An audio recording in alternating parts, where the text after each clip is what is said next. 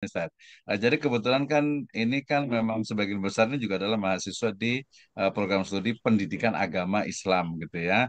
Jadi ada salah satu dari profesor yang sedikit apatis ya dengan istilahnya itu pendidikan agama Islam. Nah, ya spesifiknya adalah ketika bicara tentang metode pembelajaran. Tadi kan sangat luar biasa sekali tuh ini dilihat oleh dunia ini bagaimana deep learning itu ya. Jadi pertanyaan saya adalah sebenarnya apa nih kontribusi dari pendidikan agama Islam dalam mungkinlah boleh kita gali dari deep learning gitu ya atau pertanyaan lebih spesifik lagi bagaimana sih sebenarnya ada tidak contoh-contoh praktik deep learning dalam Islam mungkin dalam Al-Quran mungkin dalam hadis atau mungkin juga dalam peradaban Islam. Mungkin jawabannya kalau saya biasa hanya 3-5 menit cukup nanti baru pertanyaan berikutnya satu-satu gitu ya. Jadi Oke. pertanyaannya adalah bagaimana sebenarnya deep learning dalam perspektif pendidikan agama Islam atau dalam perspektif ya sejarah peradaban Islam. Mungkin ini menarik nih karena jangan sampai nanti kita wow dengan soalnya itu Barat itu luar biasa gitu ya. Kata-kata juga udah English ya deep learning tapi kita tuh punya padahal itu. Islam itu sendiri udah punya. Kayak gimana nih Ustaz nih? Boleh mohon pencerahannya nih. Silakan. Oke. Baik, terima kasih Pak Dokter. Mungkin saya sebenarnya sedikit agak berseberangan ya. Justru ya untuk pembelajaran pendidikan agama Islam ya tentang pembelajaran agama Islam ini sebenarnya secara tidak langsung itu sudah menjalankan deep learning itu. Nah, Ya secara betul tidak langsung betul setuju. sebenarnya sudah menjalankan itu.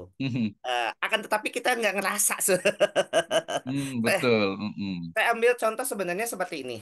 Justru ya, sebenarnya pembelajaran deep learning itu kalau umpamanya dikemas, ditelisik lebih jauh, kembali lagi ya, ingin mengajarkan tiga hal. Faktor kognitif, afektif, dan juga psikomotor kepada peserta didik kita. Makanya itu ya, pembelajaran yang bermakna, menyenangkan, dan menyeluruh itu kan, itu menjadi poin pokok di pembelajaran deep learning itu. Nah, justru kognitif, afektif, dan psikomotor itu sudah banyak ya apa ada di dalam pendidikan agama Islam juga. Nah, saya ambil contoh seperti ini. Nah, dalam pembelajaran eh, proses-proses yang pembelajaran holistik yang ingin diterapkan yaitu menggunakan prinsip konstruktivistik, yaitu tentang tadi ya mindful learning. Saya ambil pembelajaran tentang sholat saja. Nah, jadi pertama diberitahu, nah ya tentang sholat, lalu dikasih tahu tentang sholat dan seterusnya, sampai nanti pembelajaran meningkat ya, diingatkan dengan sampai dipukul pantatnya. Dan seterusnya untuk sholat. Itu juga ya pembelajaran untuk afektifnya ya. Jadi sebenarnya kalau saya sedikit berbeda, justru teori Barat yang menyontek nilai-nilai dari budaya Islam itu sendiri. Lalu selanjutnya ada apa salah satu hadis ya tentang saat Nabi menyampaikan ajarilah anakmu itu untuk berenang ya, berkuda dan juga berburu. Itu pembelajaran yang holistik dalam artian mindful learning itu menyeluruh. Ya mainnya, ya fisiknya, ya dan juga pengetahuannya. Berkuda itu jelas ya memerlukan fisik yang luar biasa. Nah, fisik yang luar biasa. Saya pernah naik kuda, Pak Dokter. Eh, apa cuma berapa itu udah badan udah rentek aja itu Itu ya. ternyata perlu fisik yang kuat. Eh, Iya betul. Lalu juga memanah itu perlu juga ketelitian apa fokus dalam belajar. Itu sebenarnya semuanya itu sudah ada di hadis semuanya juga sudah ada. Dan satu lagi Mhm. ya yang mungkin kita gampang lupa ya tentang pembelajaran Mhm. yang nanti apa pembelajaran yang bermakna. Salah satu apa anjuran kita setelah sholat subuh itu jangan tidur lagi. Ah, itu setelah sholat subuh itu Orang jangan itu tidur lagi. biasanya tuh ngantuk tuh. Betul. Nah, justru ya, justru Hmm. apa banyak hal setelah setelah apa secara penelitian belajar setelah sholat subuh itu apa gampang masuknya dan apa gelombang otak kita gampang menerima masukan dari berbagai macam hal. Nah, jadi banyak kontribusi dari khususnya dari Al-Quran ataupun hadis ya tentang pembelajaran deep learning ini. Kontribusinya banyak. Justru sebenarnya bukan kontribusinya banyak, justru sebenarnya deep learning itu salah satu bagian kecil dari pembelajaran pendidikan agama Islam. Ah, Oke, luar biasa sekali ya, Seth ya. Artinya betul ya. Jadi sebenarnya memang kalau dalam Islam sendiri kan dalam Islamic education kan memang ada yang sifatnya itu memang istilahnya itu apa ya kayak taken for granted gitu. Artinya memang ada nih secara tekstual di dalam Al-Quran, hadis dan juga sejarah peradaban Islam. Ada juga yang mungkin sifatnya itu dia ya pengembangan dari teori-teori yang sudah ada. Tapi ada juga nanti memang sesuatu yang baru nih gitu ya yang baru yang memang kita juga tidak menolaknya juga kita bisa kembangkan juga. Misalnya tadi kan bicara tentang mungkin sekolah alam gitu ya. Kemudian juga misalnya juga kita kritik misalnya kalau sekarang kan berkembang namanya itu pendidikan berdiferensiasi misalnya gitu kan ya. Kan dalam Islam udah dari dulu misalnya ada surat Abasa wa Tawalla Anja Ahul A'ma itu udah apa berdiferensiasi sekali tuh bahwa nggak boleh ngajar itu cuma yang pinter dong, yang kaya doang, tapi yang buta, yang miskin, ya mereka juga perlu belajar juga, gitu kan. Jadi intinya tuh memang ke sana sih arahnya sebenarnya bagaimana kita sebagai ya akademisi, mahasiswa, dosen bidang pendidikan agama Islam itu harus harus menggali ke akar kali gitu ya. Tapi jangan lupa juga mengembangkan ke atas sehingga nanti akan lebih lengkap lah untuk pendidikan agama Islam. Nah, kita kasih kesempatan mungkin ya. Tadi waktunya kalau bisa tuh jam 21.30, 21.45 lah gitu ya. Ada yang mau bertanya nih kayaknya nih Ustadz nih. Silakan nih siapa nih yang mau bertanya terkait dengan tadi deep learning ya. Nanti sambil saya juga mau bertanya lagi. Silakan ada yang mau bertanya nggak nih? Biasanya agak malu-malu nih Ustadz nih kalau mau bertanya nih biasanya nih. Walaupun tadi udah banyak yang nanya nih ya. Jadi mahasiswa tuh, aduh nanti kalau nanya dikira belum paham lagi nanti dimarahin dosennya lagi nih. iya. Nah, ya, sambil menunggu nih ya, nanti langsung open mic saja, kamera langsung dibuka, kemudian nanti boleh boleh langsung bertanya. Di sela nggak apa-apa lah, kita kan diskusi ya. Nah, diskusi ada satu pertanyaan nih, Sat nih, terkait dengan tadi misalnya untuk ya, tadi sebenarnya udah dibahas sih, cuman pengen lebih penguatan lagi nih. Jadi sebenarnya bagaimana implementasi ya kalau kurikulum deep learning ini diterapkan untuk khusus mata pelajaran ya tadi Quran hadis kemudian akidah akhlak, kemudian sejarah kebudayaan Islam, sama fikih. Nah, seperti apa nih implementasi contohnya? Kan selama ini banyak sekali riset menunjukkan bahwa kualitas dari guru madrasah di Bogor saja, Kabupaten Bogor itu dia mengalami penurunan. Bahkan kemarin ketika saya ngisi satu forum untuk MGMP PAI, mereka tuh mengatakan nggak percaya diri dengan sebagai guru PAI. Iya, kenapa? Karena guru PAI gitu kan, saya kulit dipandang sebelah mata lah gitu. Makanya ini apa webinar seperti ini penting untuk guru PAI, calon guru PAI itu untuk menguasai metode penelitian, metode pembelajaran yang ada turosnya, tapi juga ada kontemporernya. Nah, pertanyaan gimana saat nih? Contoh implementasi nih dari kedepannya deep learning dalam mata pelajaran PAI, Quran Hadis, Akidah Akhlak, SKI, dan juga fikih. Sama lah dalam 3-5 menit saja. Silakan saya. Oke, baik. Terima kasih Pak Dokter. Nih, bagus Hmm. sekali ya. Ini bukan hanya ini ya di mungkin di beberapa tempat yang saya temui pun ya Hmm. sama Ustadz. Jadi mahasiswa saya alumni banyak yang minder ya, khususnya tentang Hmm. penguasaan teknologi juga ya. Penguasaan Hmm. teknologi itu banyak juga yang minder. eh Udah apa mulai nggak minder setelah keterima P3K Pak Dokter. Masya Aduh, Allah. ya Allah. Banyak juga Hmm. ya yang minder. Akan tetapi sebenarnya gini, teman-teman semuanya.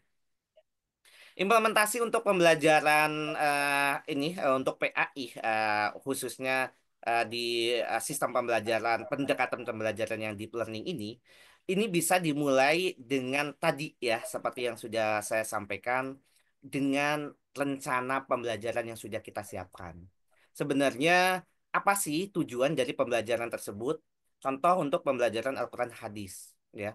Apakah kita akan cenderung ke apa? Tentang kognitifnya aja ataukah perlu afektifnya ataupun juga psikomotornya. Jadi tiap-tiap kompetensi kompetensi dasar di tiap-tiap mata pelajaran itu kita skenario sedemikian rupa sehingga bisa mencapai tujuan yang kita inginkan. Nah, caranya memang perlu saling belajar dan juga saling mengingatkan. Ya, intinya gini, kita sangat merugi ya apabila kita tidak saling menasehati dalam kebenaran. Nah, seperti surat Al-Asr ya.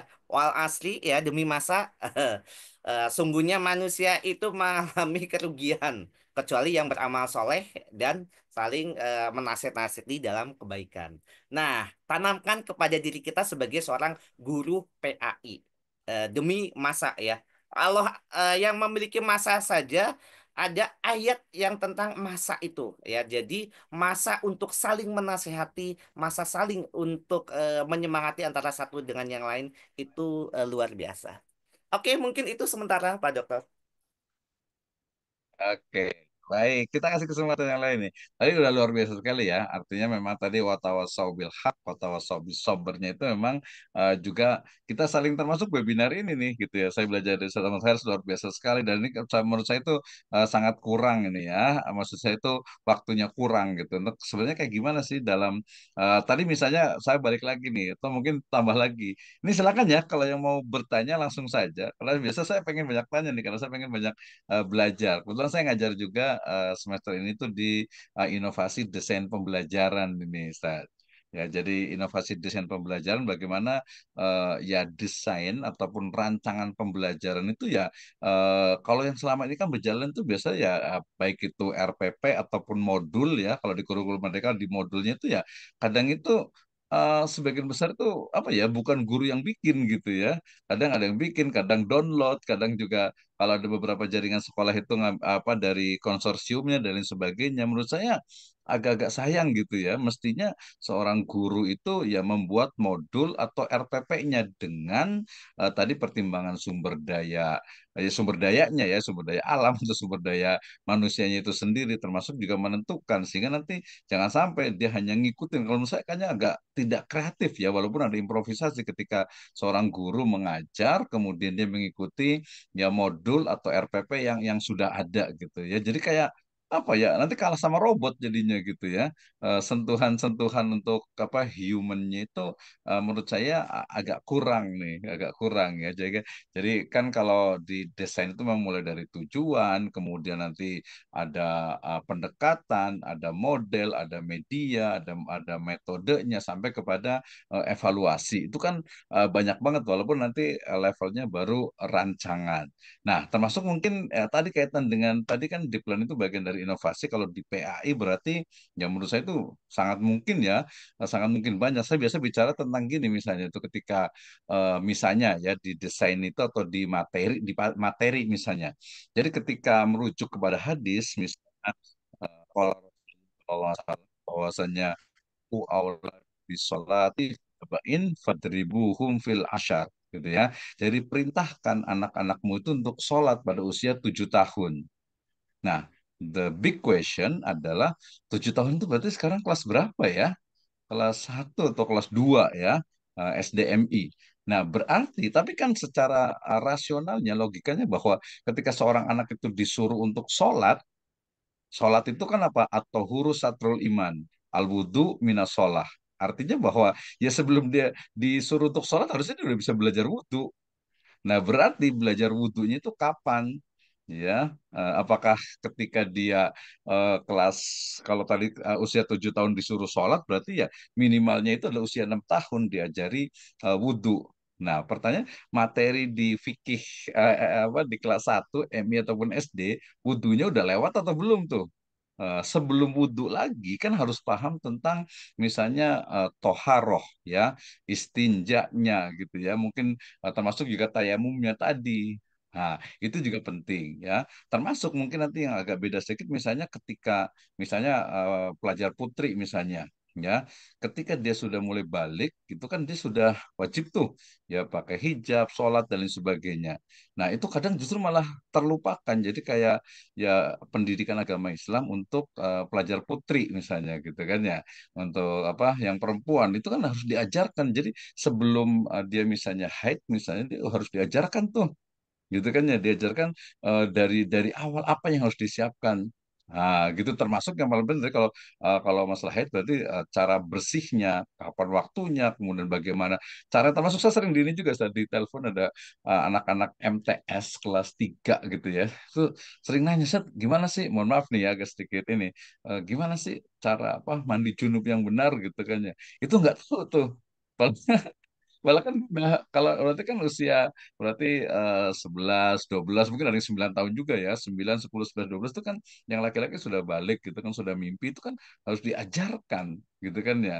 Nah, ini kaitan dengan materi. Tadi kalau kaitan dengan media tadi mungkin memang banyak tuh yang perlu diperbaiki dari pembelajaran PAI ya.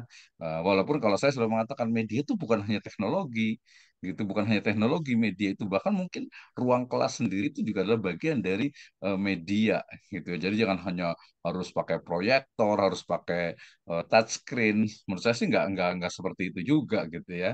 Itu bagian dari media. Nah, yang paling penting tadi di sini tentang metode. Makanya hari ini kan tentang metode pembelajaran, di mana metode pembelajaran itu saya sering lihat gitu ya, mungkin belum terbiasa gitu ya. Terutama mungkin yang PAI kita kan berarti ya di MI ya sama MTS. Nah, ini mungkin nanti guru-guru tuh bisa sharing nih. Jadi metode pembelajaran itu sangat sangat kaku sekali ya, sangat kaku sekali ya, hanya dengan ceramah gitu ya, kemudian juga di LKS mungkin gitu. Nah ini menurut saya agak sayang, makanya seorang guru PAI mestinya dia juga memang tadi punya peningkat minimal inilah apa ya, guru itu kan karakternya itu kan dia mau belajar ya, long life education. Nah, ini berarti yang hadir di sini berarti sangat spesial nih, Ustaz ya. Mereka mau belajar. Kita kasih kesempatan dulu saja ya, yang mau bertanya nih. Silakan nih, kita masih ada waktu. Izin mungkin sekitar 10 menit ke depan nih. Ada yang mau nanya Ya. nggak, Ustaz? Siapa nih, Ustaz Fahru Rozi? Ada yang mau nanya? Ya, atau yang lainnya silakan. Jadi kuliah itu salah satunya juga bisa mengungkapkan ide dan gagasan biasanya itu ya. Jadi jangan khawatir. Silakan, siapa nih? Tadi yang udah open kamera, nggak semua nggak open kamera juga nggak apa-apa. Kalau mau nanya langsung boleh juga. Silakan. Terus aja ada yang mau disampaikan? Silakan pengalamannya.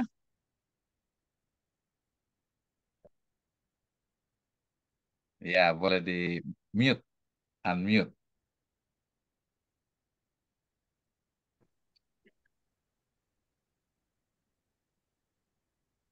Iya, Assalamualaikum warahmatullahi wabarakatuh.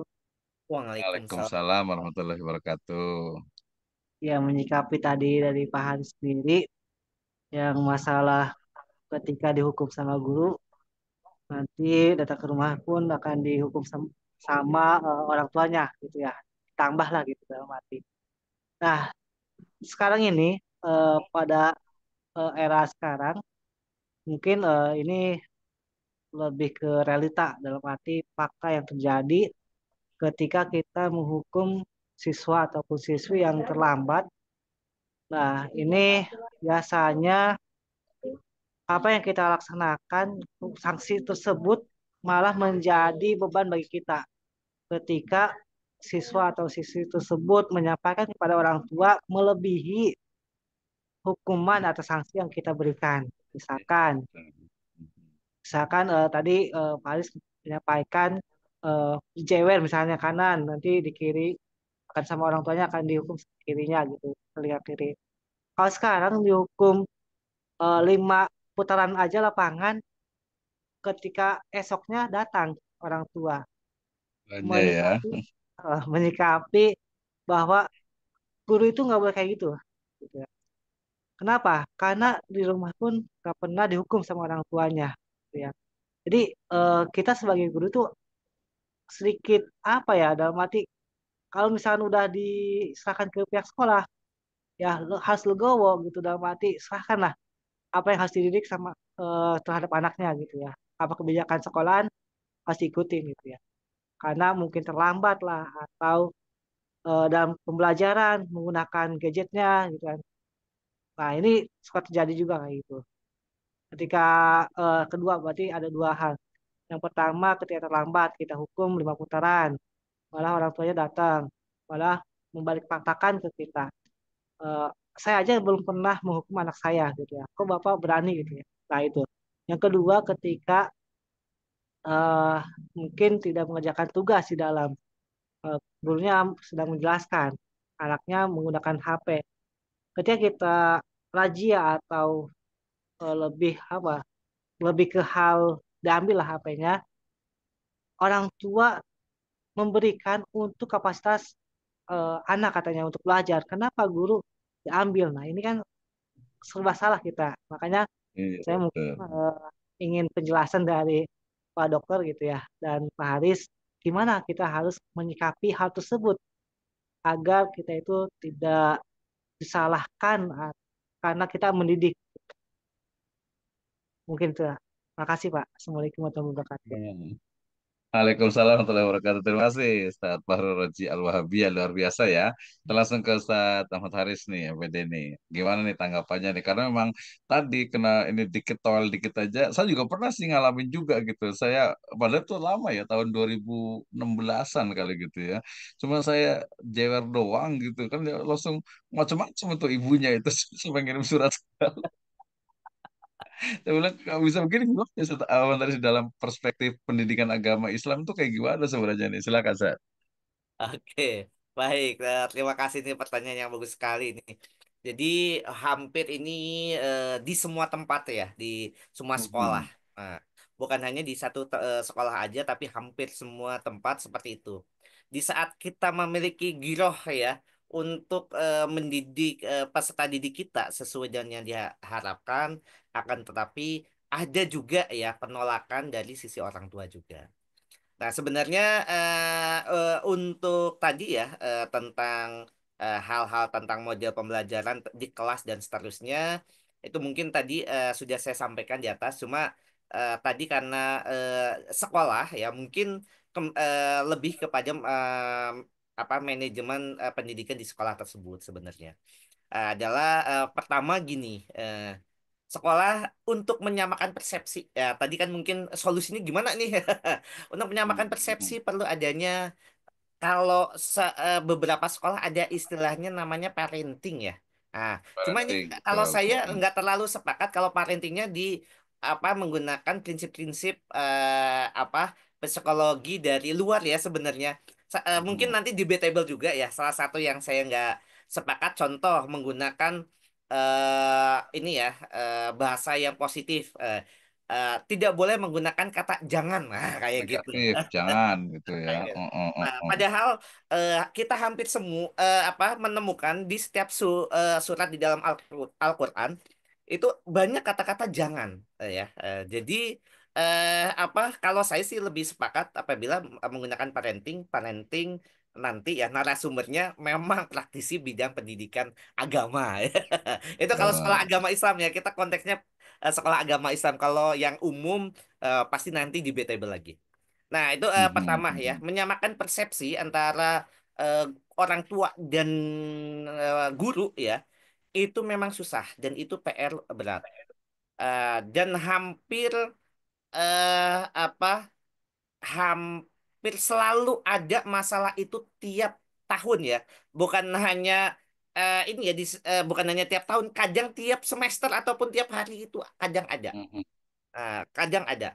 Maka dari itu perlu ada namanya tadi ya, komunikasi pembelajaran yang memang tadi harus dimiliki bukan hanya komunikasi kepada peserta didik saja, tapi komunikasi pembelajaran yang memang untuk teman sejawat, wali murid, dan seterusnya. Dalam artian, bagaimana sih cara kita menyampaikan tujuan pembelajaran yang sudah kita berikan kepada apa stakeholder yang ada. Dalam hal ini adalah wali murid. Nah, perlu juga sampaikan juga ya, memang agak susah apabila kita menjelaskan di taraf yang berbeda. Saya punya anekdot seperti ini. Saya punya anekdot seperti ini. Mungkin sering di Facebook terlihat ya, seliweran-seliweran kayak gini. Ada namanya apa Pak Warto ya, naik Mhm. pesawat sama pramugari disuruh pindah ke belakang. itu nggak mau. Gitu kan. Anda itu siapa? Saya itu pramugari. Oh, pelayan. Ngapain pelayan nyuruh-nyuruh saya pindah tempat duduk kayak gitu kan. Nah, eh, sampai akhirnya ada apa pengunjung yang memang dengar menyampaikan sesuatu ke Pak Warto. Akhirnya Pak Warto mau pindah ke belakang gitu. Hmm. Nah, ternyata yang disampaikan itu beda dengan pramugari yang apa menyampaikannya, wah Pak, kalau duduk di sini nanti Bapak bisa-bisa ke Medan nih. Padahal ini kalau umpamanya Bapak jurusannya Jakarta, duduknya di belakang Bapak kayak gitu. Nah, menggunakan komunikasi yang berbeda antara satu dengan yang lain. Jadi tidak bisa kita menggunakan komunikasi yang sama memang. Dan satu lagi cara berkomunikasi itu bisa dilatih berdasarkan pengalaman juga. Seperti itu. Jadi kita menyampaikan sesuatu yang baik secara ilmiah itu agaknya tidak bisa kita terapkan juga untuk semua kasus. Sehingga kembali lagi cara berkomunikasi kita juga penting untuk menyamakan persepsi. Kurang lebih seperti itu, Pak Dokter. Oke, luar biasa ya sama Taris ya. Jadi tadi makanya nanti di mata kuliah kan ada komunikasi pendidikan gitu ya. Karena ketika komunikasi antara guru dengan murid itu kan itu proses komunikasi. Kebetulan saya sempat kuliah di ilmu komunikasi gitu ya. Jadi tahu tuh untuk teori-teori komunikasi. Makanya nanti ada mata kuliah komunikasi pendidikan. Menarik ya, Saudara Roji ya. Kalau dari saya mungkin memang kalau seperti itu kan udah terjadi ya. Tapi untuk antisipasinya, kalau udah terjadi kan berarti tinggal wa amruhum syura bainahum. Berarti ya musyawarah apa sih, tapi untuk antisipasi itu sebenarnya memang kesepakatan ya, kesepakatan tadi mungkin jadi di parenting atau di biasa di awal pertemuan, mungkin juga dari pertemuan-pertemuan dengan wali dari siswa itu ya memang disampaikan bahwa aturan kita seperti ini, setuju atau tidak setuju gitu ya. Nah, misalnya kita nggak ada misalnya tadi itu hukuman fisik ya. Nah, misalnya suruh menghafal atau mungkin suruh tadi kalau keliling lapangan atau apa itu kan bukan hukuman fisik, justru itu hanya untuk ini efek jera gitu. Saya sendiri juga fisik dalam artian kan dalam misalnya tadi kan ya fadribuhum fil asar itu sebenarnya kan ada maknanya, itu banyak sekali interpretasi, nyari yang memukul hatinya, memukul rasanya itu kayaknya nggak tepat juga gitu ya, memang ya memang dipukul gitu kan. Nah, walaupun konteks sekarang memang mungkin perlu di ya apa interpretasi baru. Tapi tadi kalau jawabannya saya lebih cenderung ya komunikasi dengan wali siswanya gitu ya. Oke, sistem pendidikan kita itu seperti ini. Kemudian nanti ada reward, ada punishment. Sepakat atau enggak? Gitu ya. Kalau nggak sepakat ya berarti ya udah nggak usah masuk di sini gitu ya.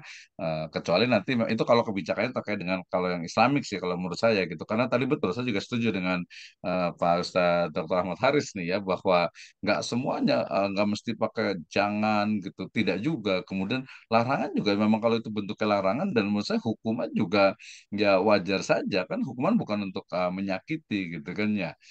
Yang terjadi sekarang tuh karena nggak ada hukuman tadi ya, kalau yang viral itu kan justru malah apa namanya perkelahian, kemudian bullying itu kan malah banyak terjadi gitu ya. Giliran betul sekarang itu kalau saya ngajar di yang S2 itu guru-guru itu mau jewer aja udah nggak berani gitu kan ya. Saya juga ngobrol dengan apa namanya eh, guru SD juga di Jakarta, itu mereka mau nyentuh anak aja itu udah nggak berani tuh. Tapi saya rasa kalau dalam Islam menurut saya enggak sih, enggak seperti itu gitu ya, enggak seperti itu. Tapi tadi kesepakatan, kesepahaman tadi ya antara manajemen sekolah, madrasah dengan orang tua gitu kan, ada batasannya. Kemudian juga ya tadi ada media komunikasi antara manajemen dengan orang tua sehingga nanti apa nih, ya memang seperti itu biasanya anak bilangnya cuman suruh keliling begini, dibilang tadi itu mungkin eksploitasi lah gitu ya, atau menyakiti dan lain sebagainya. Oke, itu ya Sobat Roji ya. Jadi nanti bisa dikomunikasi dan juga kesepakatan. Karena banyak nih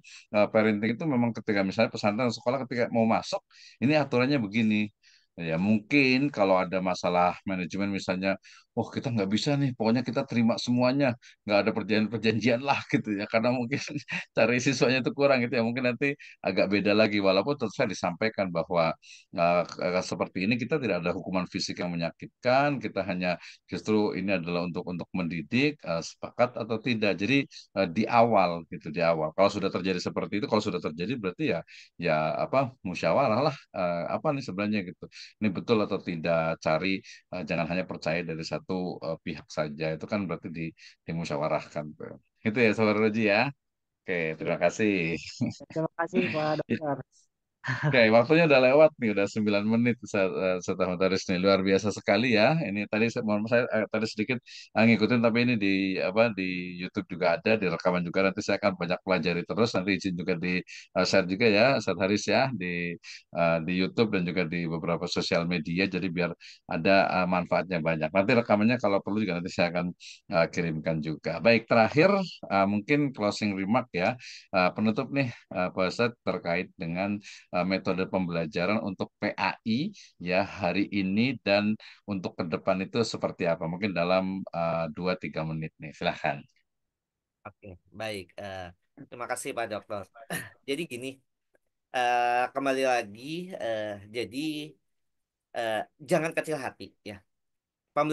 Justru semua model pembelajaran yang sekarang ini, pendekatan pembelajaran ini yang dicanangkan pemerintah, entah itu kemarin KTSP, K13 ataupun sekarang deep learning ini, justru itu semuanya ada di dalam pendidikan agama Islam. Hmm. Hanya saja, memang kita juga sebagai seorang guru pendidikan agama Islam jangan alergi terhadap perubahan internet, informasi ChatGPT juga dan seterusnya itu juga bukan sesuatu yang haram.